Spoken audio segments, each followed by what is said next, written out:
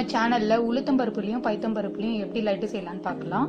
அதுக்கு உளுத்தம்பருப்பு 100 கிராம் எடுத்துக்கோங்க, பைத்தம்பருப்பு 100 கிராம் எடுத்துக்கோங்க, நாட்டு சக்கரை 4 டேபிள் ஸ்பூன் எடுத்துக்கலாம். கூடவே நம்ம நெய் தேவையான அளவு எடுத்துக்கலாம். கடாயில் உளுத்தம்பருப்பு போட்டுக்கலாம். போட்ட உடனே நல்லா கிளறி விட்டுட்டே இருங்க. நல்லா லைட் ப்ரௌன் ஆகிற வரைக்கும் அந்த உளுத்தம்பருப்பை நம்ம சிறுந்தீயில வறுத்துட்டே இருக்கணும்.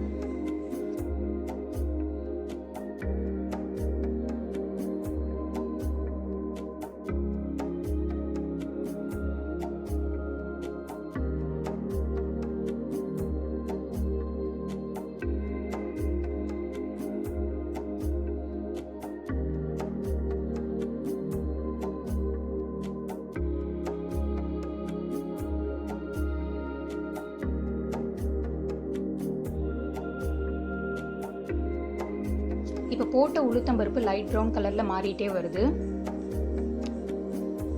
ஒன்ஸ் அது டோட்டலாக லைட் ப்ரௌன் கலரில் மாறினோடனே நீங்கள் எடுத்து அதை தட்டில் கொட்டிக்கலாம். இப்போ உளுத்தம்பருப்பு போலவே கடாயில் நம்ம பைத்தம்பருப்பையும் போட போகிறோம். அதை போட்ட உடனே லைட்டாக அதையுமே பார்த்தீங்கன்னா லோ ஃப்ளேமில் வறுத்துட்டே இருங்க.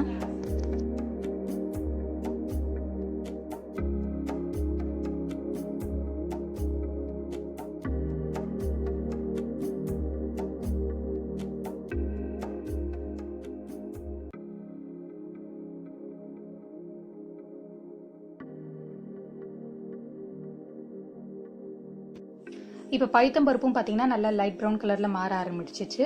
இப்போ இது மாறின உடனே இதையும் நம்ம தனியாக தட்டில் எடுத்து கொட்டிக்கலாம்.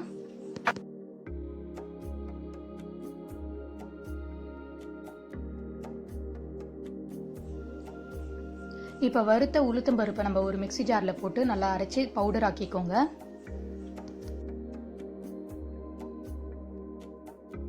உளுத்தம்பருப்பு போலவே வறுத்த பைத்தம்பருப்பையும் எடுத்து மிக்ஸி ஜாரில் போட்டு அதையும் பவுடர் ஆக்கிக்கோங்க.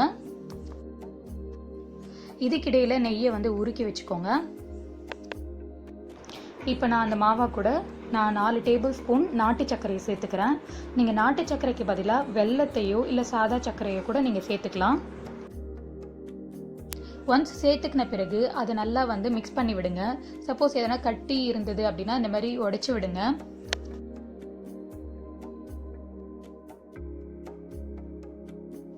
இப்போ நம்ம மாவு கூட சேர்த்த நாட்டு சர்க்கரையை நல்லா மிக்ஸ் பண்ணிட்ட பிறகு உருக்கி வச்சிருக்க நெய்யையும் நம்ம சேர்த்துக்கலாம்.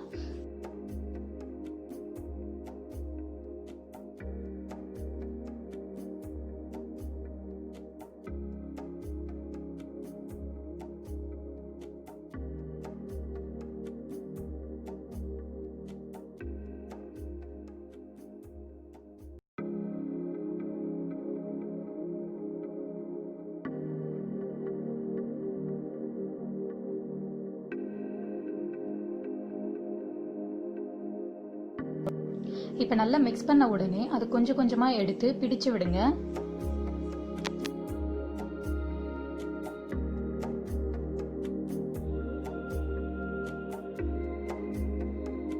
இப்போ உளுத்தம்பருப்பு மாவு போலவே 4 டேபிள் ஸ்பூன் நாட்டு சர்க்கரையை நம்ம பைத்தம்பருப்பு மாவுலையும் சேர்த்துக்கலாம்.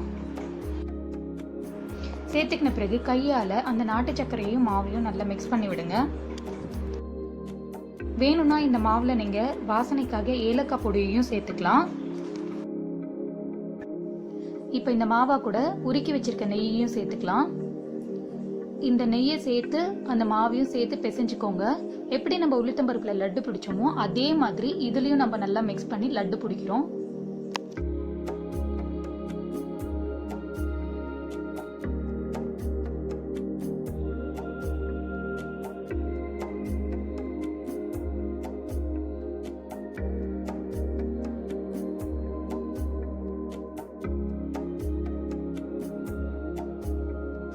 இப்போ இந்த பைத்தம்பருப்பு மாவு கூட சேர்த்து நாட்டு சர்க்கரையும் நெய்யையும் நல்லா சேர்த்து மிக்ஸ் பண்ணியாச்சு. மிக்ஸ் பண்ண உடனே அதை லட்டு பிடிச்சிக்கோங்க. அவ்வளோதாங்க. இப்போ நம்ம உளுத்தம்பருப்புலையும் பைத்தம்பருப்புலையும் எப்படி ஈஸியாக லட்டு பிடிக்கிறோம் அப்படின்றது பார்த்தாச்சு.